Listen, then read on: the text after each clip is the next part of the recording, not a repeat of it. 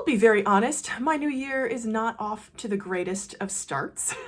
I got some kind of disappointing news professionally, and then on the personal side, I just also got some news that there would be a delay to a project I was really looking forward to working on.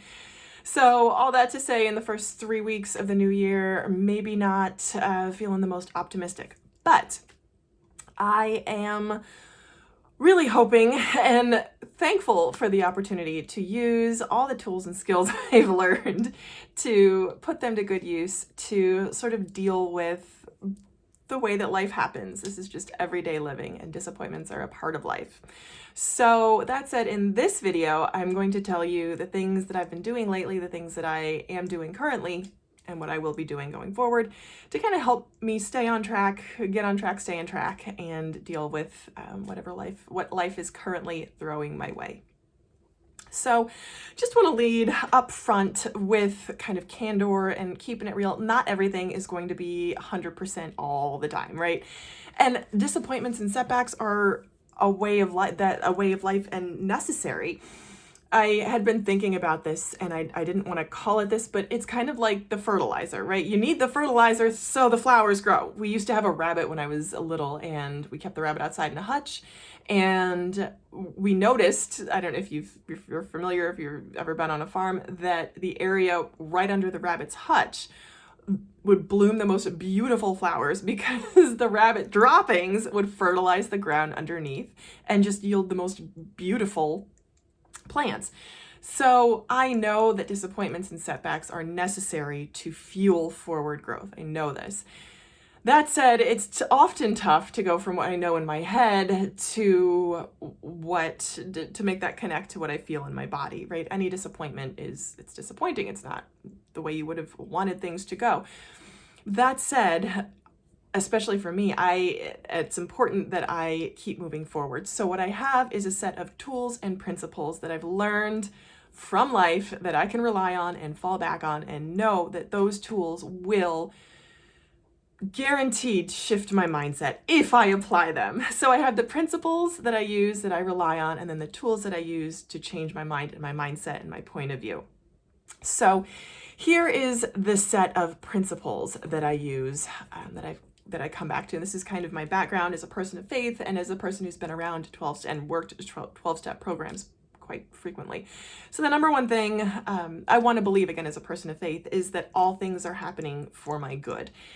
I choose to believe that the God of the universe has my best interests in mind. I know that's kind of a concept that a lot of people don't love, but for me, I know that all things are happening for my eventual good. And I've seen that happen so many times in my past. I've had a number of disappointments, and I feel like you need disappointments to grow, right? But I've had a number of them where things didn't go my way. And at each and every single point, looking back, I can say, oh, I'm glad that didn't happen, because if this didn't happen, then that wouldn't have happened. This hadn't happened, that wouldn't have happened.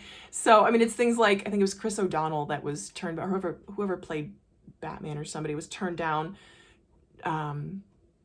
was tried out for the role of Robin, and he didn't get that role, and he was really disappointed. But then he was offered another role later on that was like a main character role. I'm not really up on my superheroes, but the idea being, if he hadn't been turned down for that supporting role, he never would have gotten the main role later on.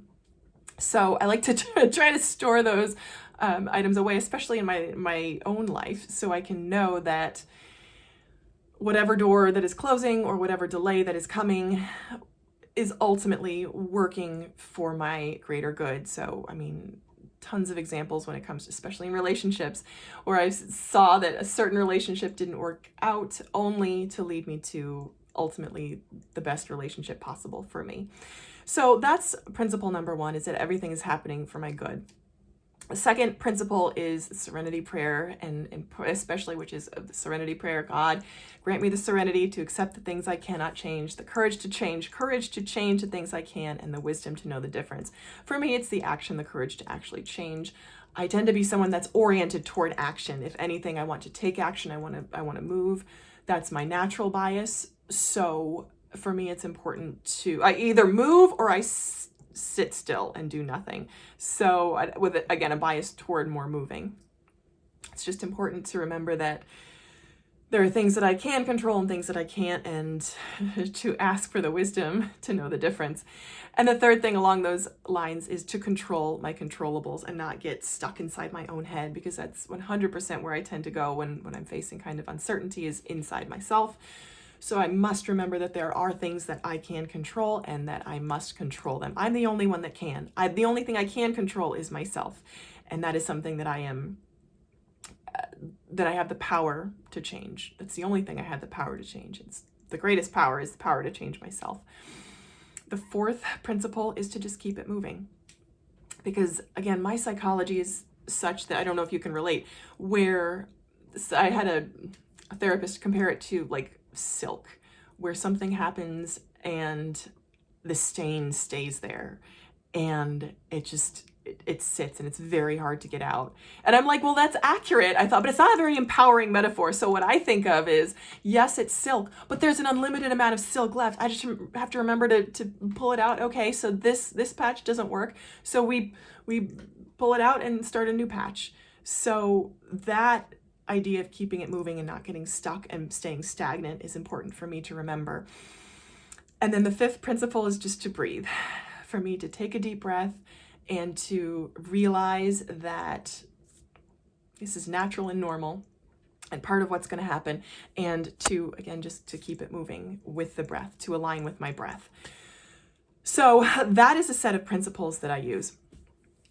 Now, here are the tools that I use to keep it moving and to keep my life flowing in the right direction. And I've been really relying on these principles, especially with the new year, to align myself with the area I want to go. So the tools, there are 4 tools, and they are reaching out and connecting with others. Number 2 is writing, which is really important.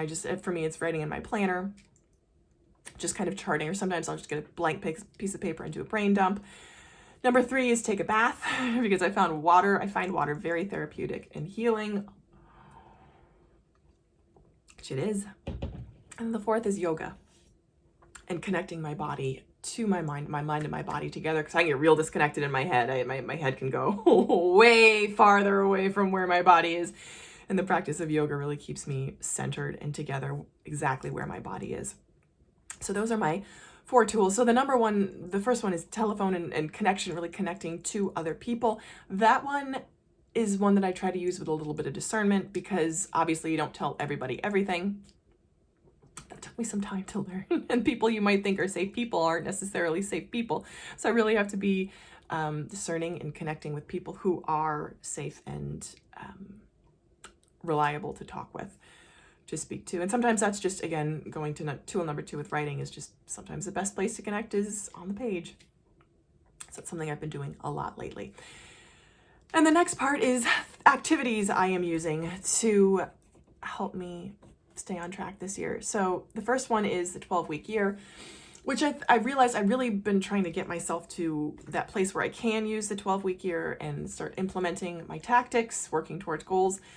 And I realized that it might be a little bit soon for me.